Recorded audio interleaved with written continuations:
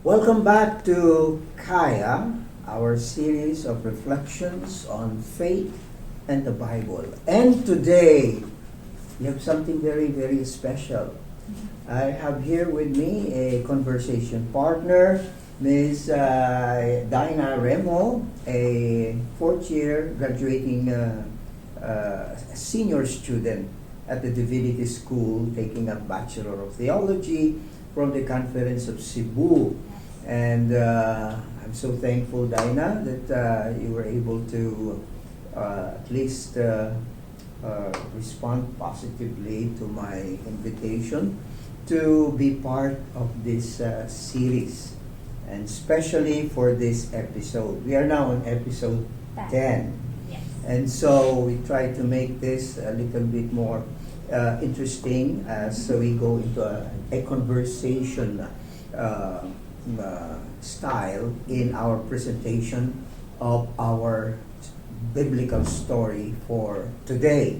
So we are now on the 10th episode of our series, and today we will deal with a story there in the third chapter of Genesis, the story of what happened to the man and the woman right there at the garden of the Lord, our Creator.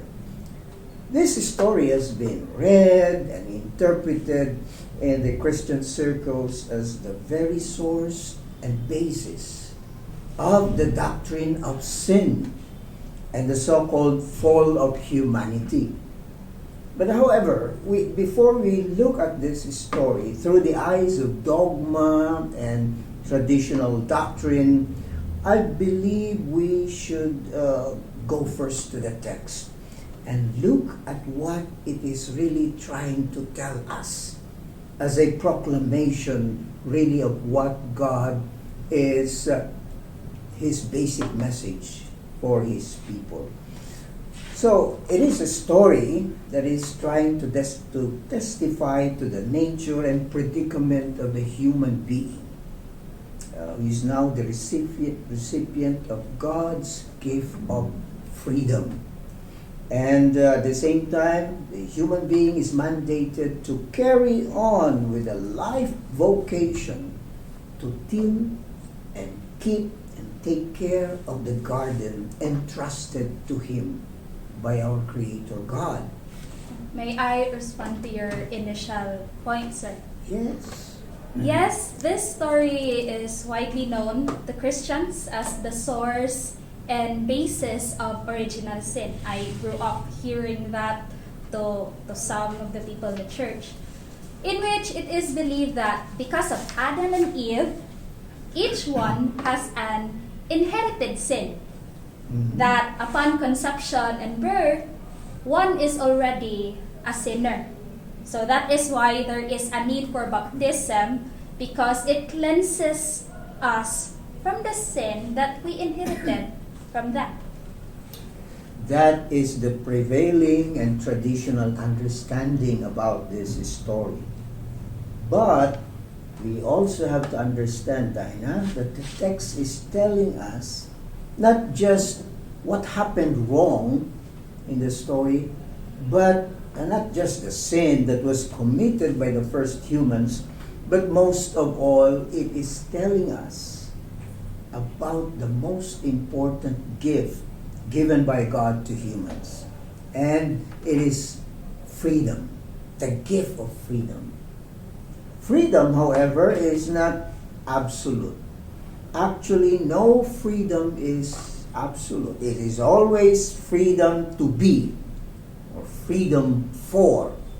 Freedom is always carried out in a context of relationships. And that is why all freedoms have corresponding responsibilities and accountabilities. It is freedom to be responsible and accountable.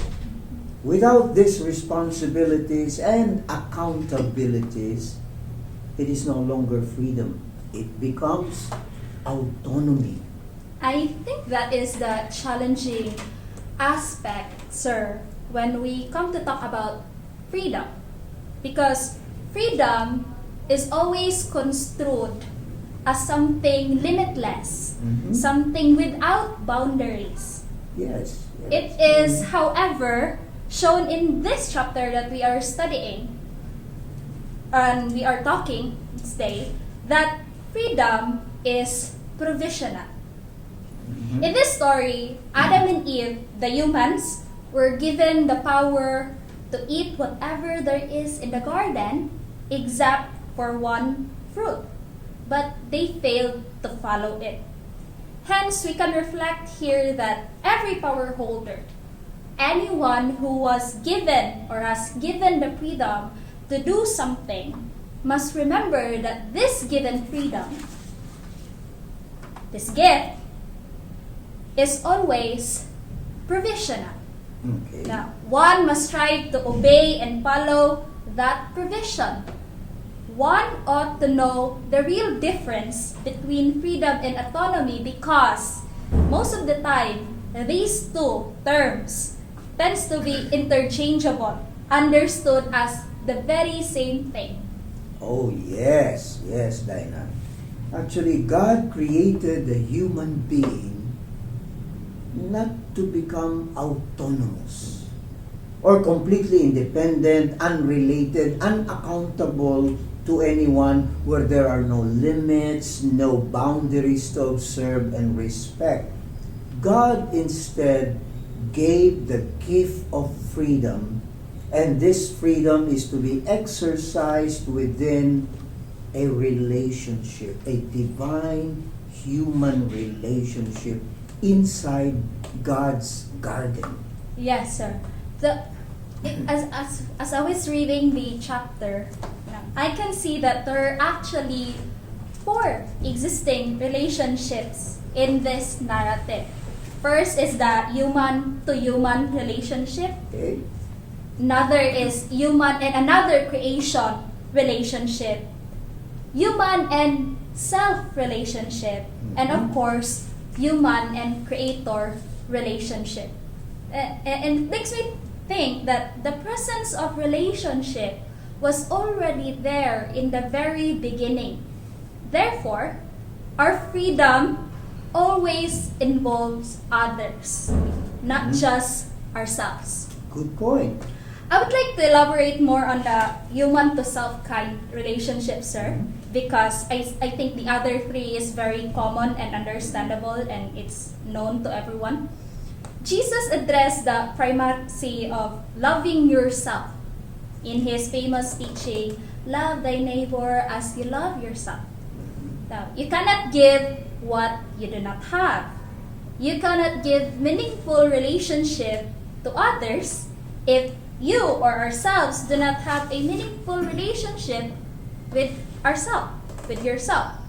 Now, if we read the text that we are studying, God gave the instruction to Adam. Now, Eve was not there when God set the boundaries. So it was Adam's responsibility to relay this message to Eve and to also make sure that Eve will follow the said boundaries. Mhm. Eve also, as the recipient of this information, has the responsibility to follow this provision, this boundary. But she failed to. And that is where I can see that our actions and even decisions will have an effect or result that in one way or another will affect those that we are having a relationship with. Well, very correct. And the gauge by which we can actualize our love and respect for ourselves is how we love and treat our neighbor. But we will deal with this more in our next story, in the story of the brothers. Okay? Yes.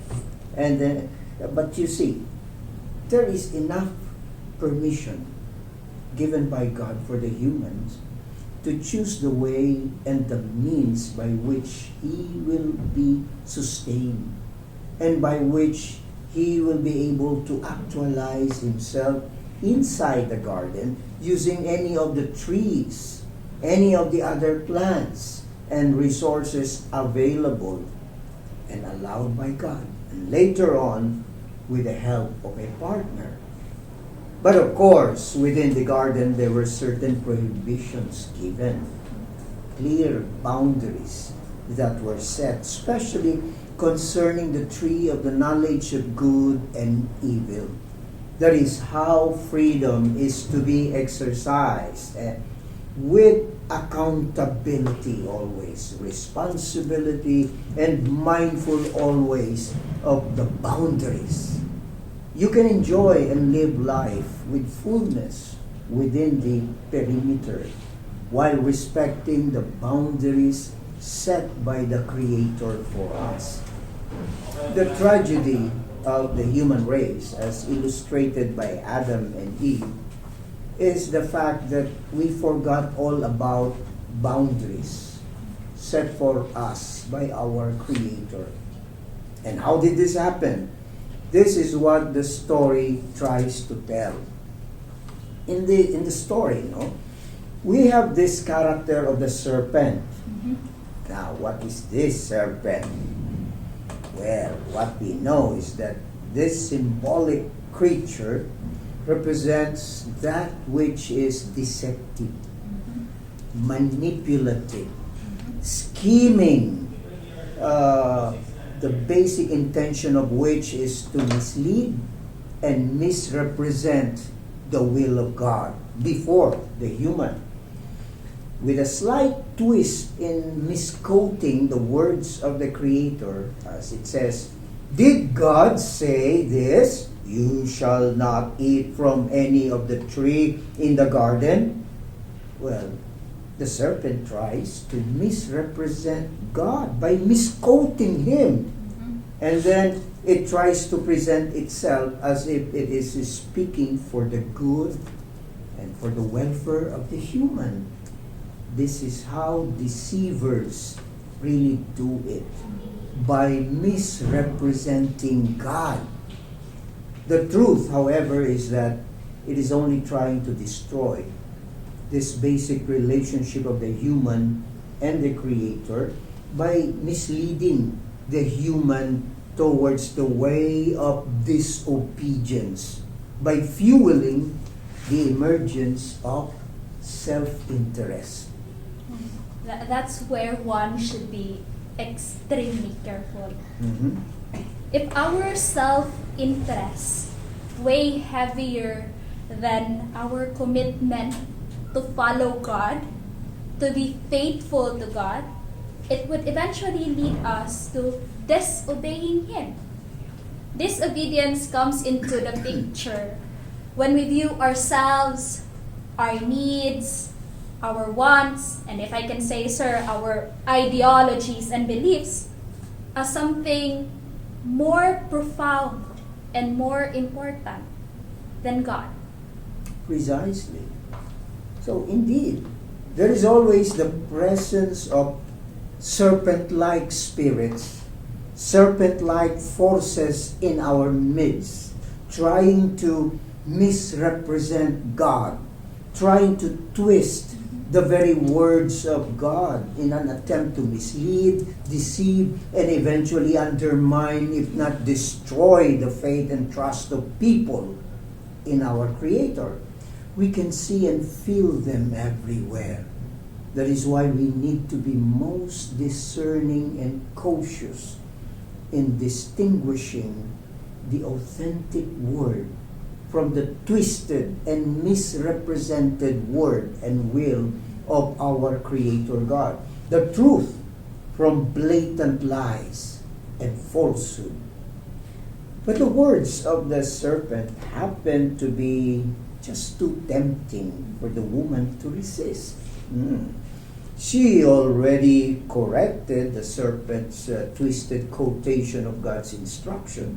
No? She said that, they are actually allowed to eat any of the fruit of the trees in the garden, except that one prohibited tree that is in the middle of the garden, or otherwise eating or even touching it, she says, will make them die. But then, the serpent pursued its deceptive scheme, even with the correction made by the woman, as it says, "Oh, you shall not die.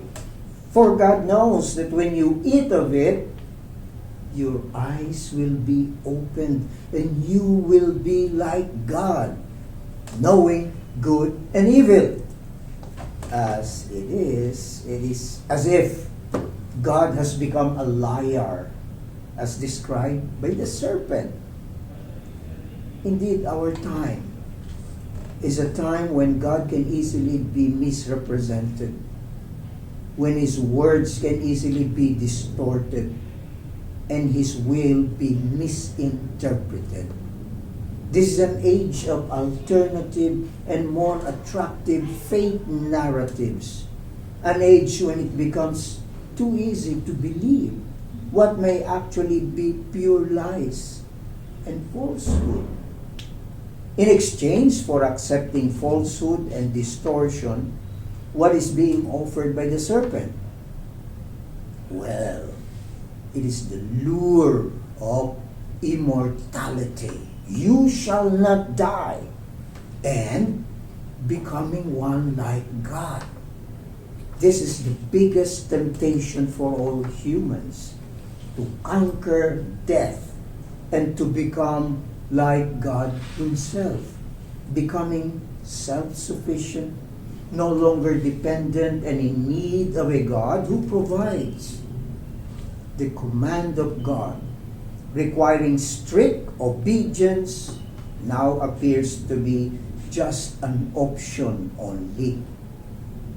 Well, knowledge of good and evil is supposed to be knowledge of everything, or divine wisdom, something that is considered as the domain of God alone. The temptation to possess this kind of knowledge then gave way to the emergence of self-interest. Well, this is something that is good for me. This will advance my knowledge of everything, and this will make me acquire power over others, and this will make me then like God. Oh, what greater temptation can we think of? And here comes the emergence of sin. Sin is simply forgetting all about God and His Word, all about His commandments and will for righteousness. It is turning away from God towards ourselves. We begin to think only of what is good, what is convenient and attractive to us, without regard to the boundaries we are supposed to respect and observe. It is turning away from our essential nature as humans, created with a sacred trust and mandate.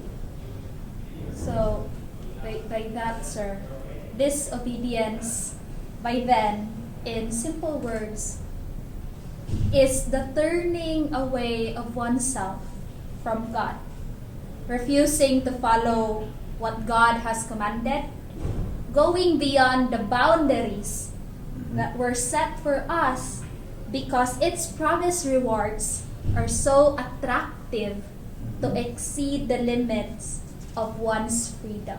Yes. And consequently, everything else come following the other. The forbidden fruit turned out to be something too tasty also. So good to eat. Lami kaayo. And the woman ate, and the man also ate. And then their eyes were opened, and they realized they were naked. This is the moment when humans chose to trust more the words of the serpent rather than the words of our Creator God, because of the lure of immortality and divine knowledge. This emergence of self-interest led to the act of forgetting all about boundaries, forgetting all about the prohibition of God, forgetting all about being entrusted with a task to keep and care for God's creation. And with this emergence of self-awareness comes also the feeling of guilt and shame. Not because they realize the gravity of their having disobeyed God's mandate, not because they realize they committed sin, but because they realized they were naked. And so, when the Lord came looking for them, they hid themselves from God among the trees in the garden. And the Lord called for them, "Hey, where are you?" And the man answered, "I heard the sound of you in the garden, and I was afraid because I was naked, and I hid myself." And the Lord said, "Who told you that you were naked? Have you eaten from the tree which I commanded you not to eat?" And the man said, "Well, this woman whom you gave to be with me, well, she gave me the fruit from the tree and I ate." And so the man was pointing to the woman given to her by God to be his partner. That is as if the man is blaming not really the woman, but God who created and gave the woman to be with him as partner. Many times, the first to be blamed is God for our own failures to be faithful as we begin floundering in the shameful consequences of our actions and decisions. And then God turned to the woman and asked her, "What is this that you have done?" And this time, the woman blamed the serpent, and as the one who tricked her into eating the fruit. Now it has become a blame game, blaming others other than us, blaming others and even blaming God. And the poor serpent has no one to blame anymore. Indeed. I think that is something very observable, sir. Humans, most of the time, our reality that we can never deny, refuses to take accountability. It is very important to justify and present oneself as righteous and clean, that we deny everything that would hold us accountable to a mistake or a wrongdoing. And because there is a refusal to take responsibility, to take accountability, there would be a need to give it to someone else, to put that accountability to someone else's shoulders. No one ever wants to take the blame. And I was even thinking, would God react or respond differently if they only confessed truthfully and took responsibility for the error that they made? And I think, yes, sir. And perhaps there would be another story or version to this chapter that we are discussing. Oh, yes. But that would be another story, which would have a much more positive ending. But then God has to pronounce the sentence or curse on each one of them. But here is one very amazing thing about this story that is indicative of its being still a source of good news. In spite of the very disappointing response of the humans to the mandate of God in the garden, you will notice that the mandate of God before was that eating that fruit from the prohibited tree will bring about death. You eat it and you will die. That actually did not happen. Otherwise, the story of humanity would have ended right then and there. The Lord instead just gave punishments to each of these creatures who broke His trust. but He did not allow them to die. The good news is, in spite of their disobedience, in spite of their violation of the prohibition, violating the boundaries set for them by God, they remain alive. Humanity remains a living entity in spite of the fact that they tend to follow more their own self-interest rather than the will and interest of God. God's graciousness can be seen not just in the fact that God made for them garments of skins for both the man and the woman. That is, God gave them real protective clothes, not just those leaves of trees that they had initially used to cover their bodies. It is not just this giving of garments for them, but it is the fact that they live in spite of what they have done. This is good news itself. God would always prefer life for His favorite creatures rather than death, even if they actually deserve the sentence of death itself. God Himself must have been at pains dealing with this reality of the human situation. But this only reveals the very nature of this God. After all is said and done, this God remains as a God of mercy and grace, even for those who do not deserve it at all.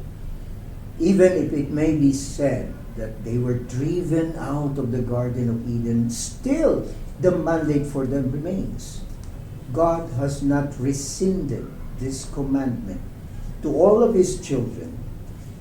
We are to live in this world, inside or outside the garden, but only on God's terms, not on our own terms.